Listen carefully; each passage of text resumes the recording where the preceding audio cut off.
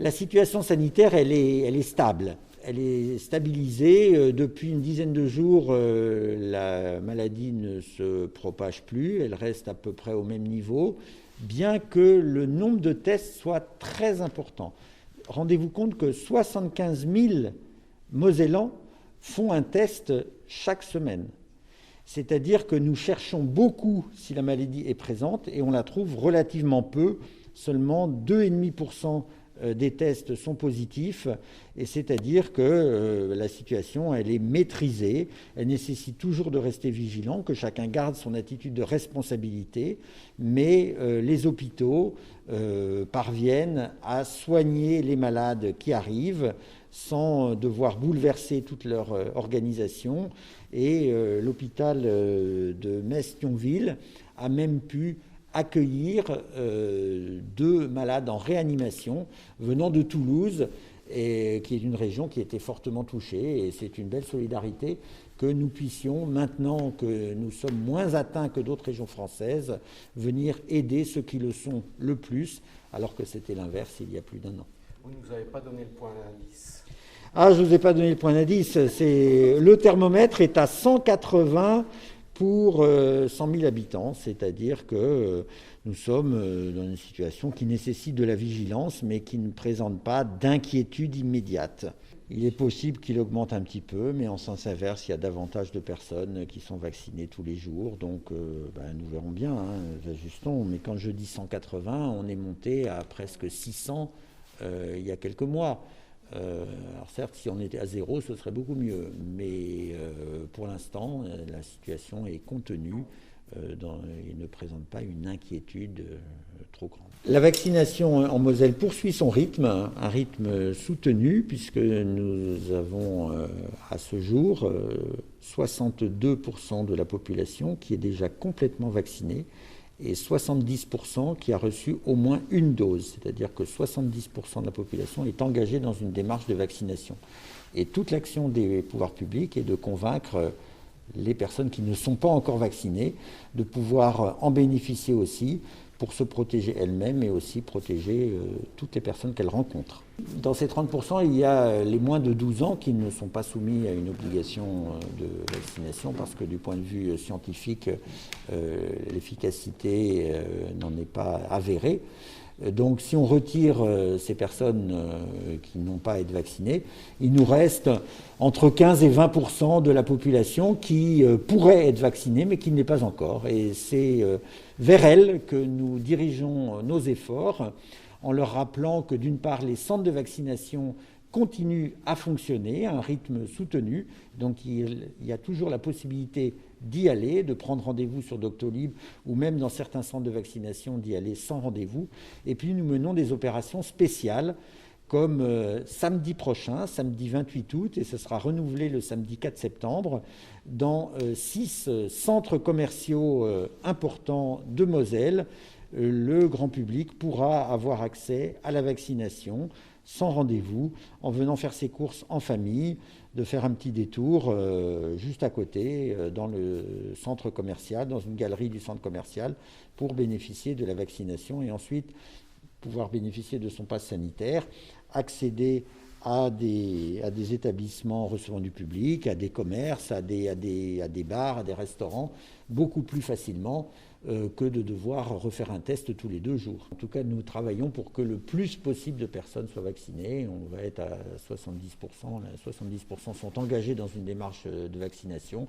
On a encore les personnes les plus réticentes, les plus hésitantes à convaincre. C'est tout le travail de ces prochaines semaines. Les contrôles du pass sanitaire, comment ça se passe en Moselle ? Écoutez, ça se passe assez sereinement. Je n'ai pas eu connaissance d'incidents graves.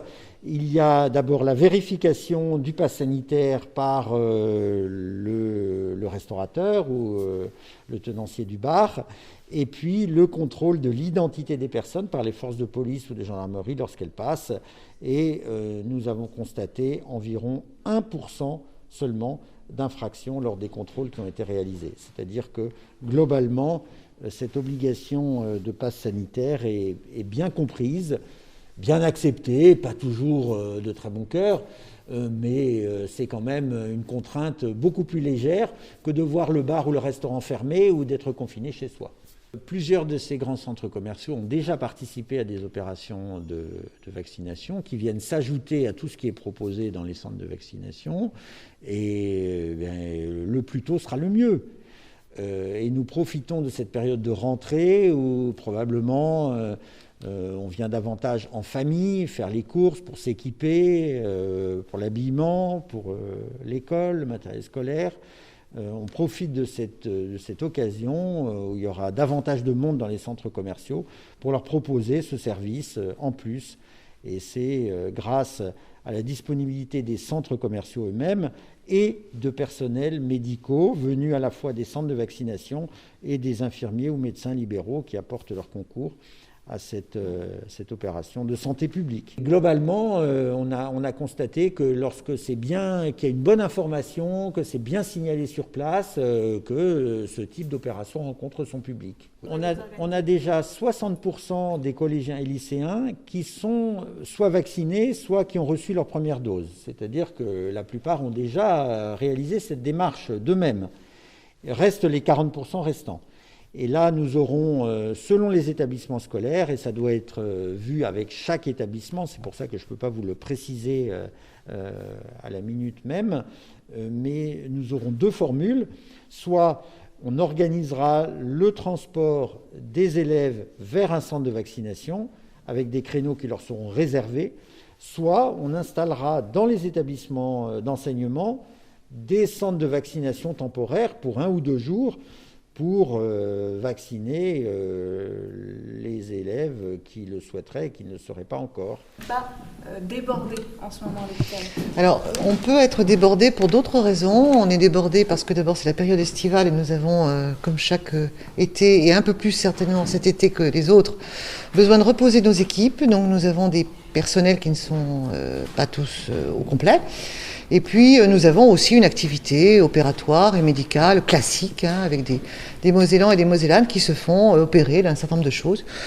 Nous ne sommes pas débordés au sens où je dirais que la pandémie du Covid est aujourd'hui quelque chose qui, en Moselle, eu égard à son taux de vaccination et à l'ensemble des précautions qui ont pu être prises, nous amène à une prise en charge dans les services hospitaliers en général et de réanimation en particulier, qui est totalement maîtrisée à l'heure qu'il est.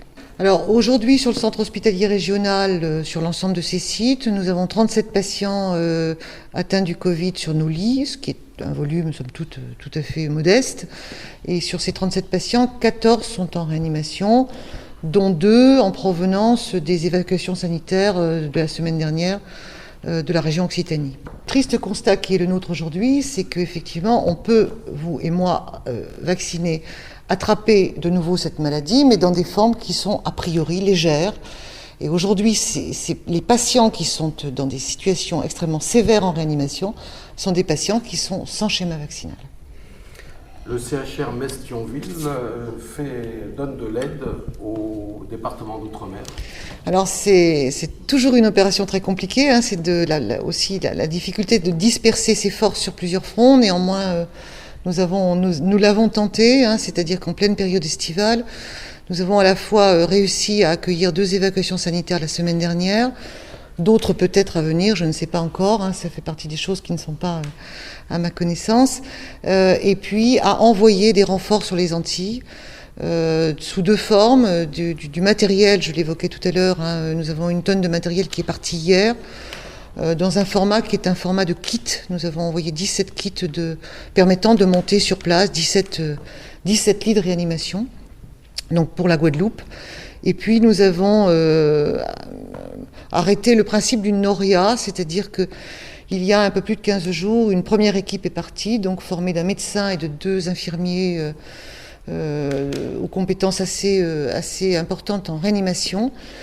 Ces 3 personnes sont en train de rentrer, elles sont rentrées hier, et donc sont relayées par un départ aujourd'hui. De la même manière, donc 2 infirmiers et un médecin. On a monté un webinaire qui a été très très largement relayé avec une importante présence en direct, qui sera d'ailleurs bientôt mis en ligne, puisque nous sommes dans les opérations de montage qui nous permettront de la mettre en ligne. Et à l'occasion de ce webinaire, la création d'un petit film avec un patient de réanimation, un patient qui est tout à fait étonnant, parce que c'est quelqu'un, chaque fois je le dis, je dis, mais est-ce que vous devinez l'âge de ce patient ? On entend ce patient, on a l'impression qu'il est très âgé. Et moi qui connais l'âge de ce patient, je peux vous assurer qu'il n'est pas très âgé du tout. C'est un monsieur qui donc devait partir en vacances, qui est parti quand même sans se faire vacciner, et qui nous explique comment il a été attrapé par la maladie au décours de ce départ en vacances.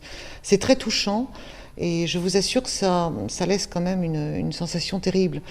Donc on est effectivement très heureux d'avoir pu le faire, très satisfait de la mécanique et du résultat, parce que je crois que c'est un message très important. J'essaie beaucoup de travailler sur les équipes du CHR sur la question de la confiance. Je pense que toutes les personnes, les personnels que nous arriverons à convaincre, en convaincront d'autres et convaincront les patients et les usagers et les familles.